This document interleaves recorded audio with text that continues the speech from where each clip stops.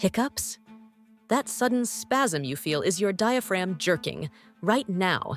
It all starts with a misfire in your medulla.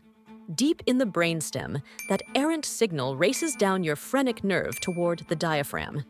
Your diaphragm snaps upward, pulling in air and producing that hic.